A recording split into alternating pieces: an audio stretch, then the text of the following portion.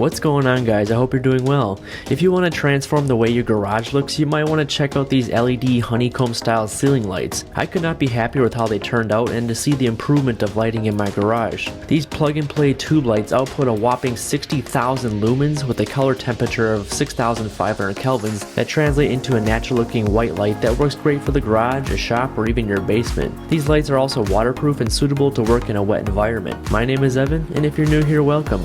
Consider subscribing to my channel to see future content like this. Not only do these Hexagon grid lights provide more light output, but also help save on energy costs, as these are 100% LEDs. They are also great if you live in a cold climate or have an unheated garage. LEDs do not take time to heat up, therefore in comparison to the incandescent tube lights, which are dim under cold conditions, these LEDs become bright immediately, producing consistent energy efficient light in very cold temperatures. As you can see, I used to have the standard tube lighting in my 2-car garage. I went ahead and took this down and exposed my original conduit wiring from the old lights, which I already had connected to a hardwired switch in the wall.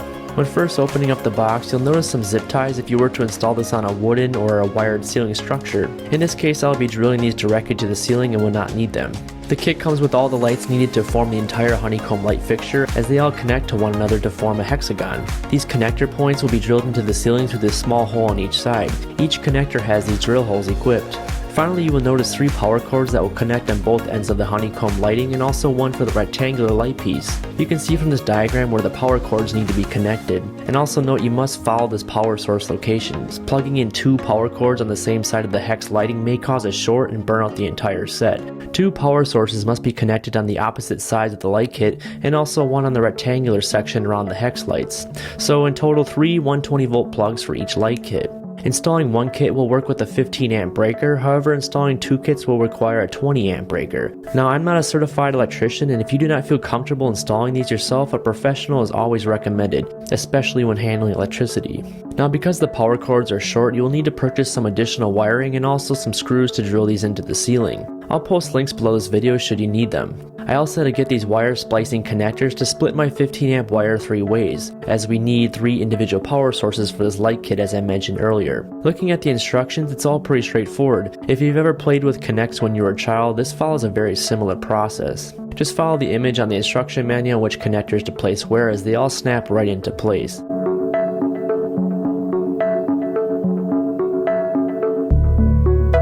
Make sure this clip is fully engaged into this hole, ensuring no movement on the connector point before you screw this into the ceiling. I would highly recommend getting someone to help you install these. Installing this light kit myself took multiple hours, and sometimes I wish I had 4 arms to hold the lights onto the ceiling so I could screw them in correctly. So having at least one more person to help you is really needed. I first started by installing the outside rectangular shape using the 180 degree connectors and attached each longer light to one another. With one side all connected, I quickly found out that with just myself and nobody to hold up the other end, I had to install only 2 lights at a time. You can see how I put one 90 degree connector with an open port end so I can install the power cord that will later feed into the attic. Taking your drill, take your time installing 2 screws on both ends of each connector point, forming a straight line down your ceiling. Be sure to pull off the plastic protector on each light before installing them into the ceiling, as the plastic can get stuck on both ends with the connector in the way.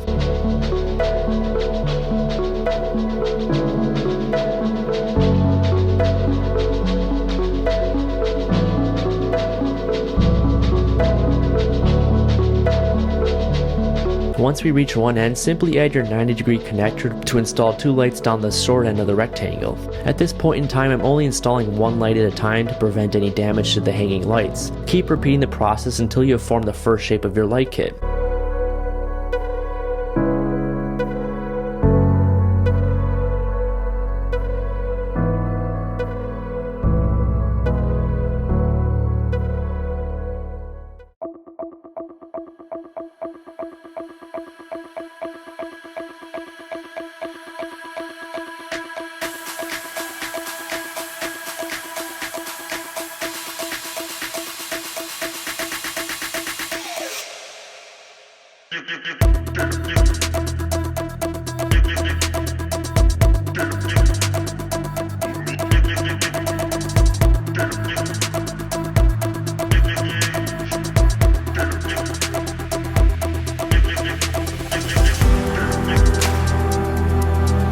Now one problem I ran into is when I reached the end, I was short a few inches from reaching the connector we had first installed. I had to unscrew the connector and move it to the left to finally make the entire connection.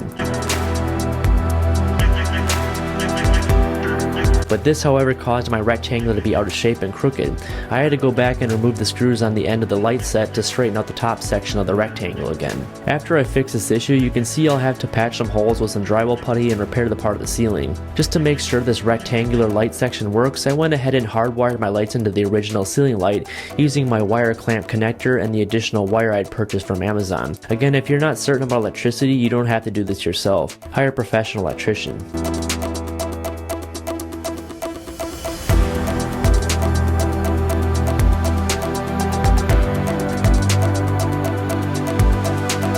After getting all my connectors and power cord in place, I flipped on my original switch and voila! Just this rectangular light fixture alone already boosted the look of my garage, not to mention how much brighter it already is. After confirming this has worked, I went ahead and disconnected my wires and drilled a hole into my ceiling to insert the power cord into the attic for later connection. I'll get those screw holes patched up later and repaint that section. So now that we got our outer perimeter light set up, we can now start the more challenging part of the installation for the Hexagon lights. If you were to have 2 people install this, you may be able to get away with installing sections rather than individual lights like I had to do. I installed the first Hexagon light section myself, but found it too hard to hold it on the ceiling while trying to fix the screws with my drill. I did end up using double-sided tape to hold one part while I screwed in the other end. You can see here I installed my first section about 8 to 10 inches from the inside of the rectangular lights, as this is what the image shows on the instruction manual. The bottom of the Hexagon should be touching the base light from the outer perimeter lights we just installed earlier. Later on you will see it's quite a tight fit with little room for air when getting all the Hexagon lights up.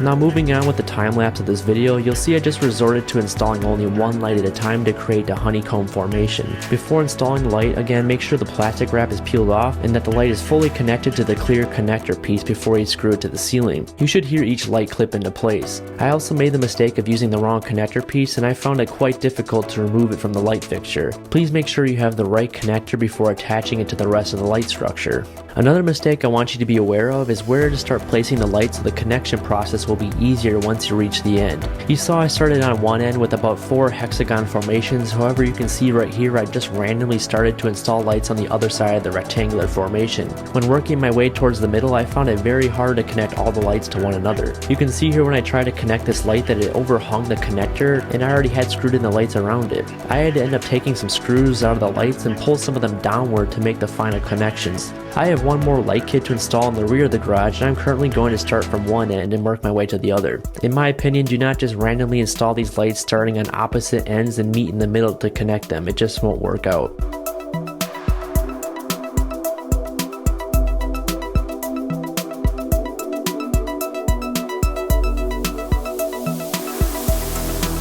As I reach the end of the install, you can see I installed my power connector points on opposite ends of the hex lights with the 120-degree connector. Again, drill a hole wide enough to fit the power cord through it and connect it to the grid lights.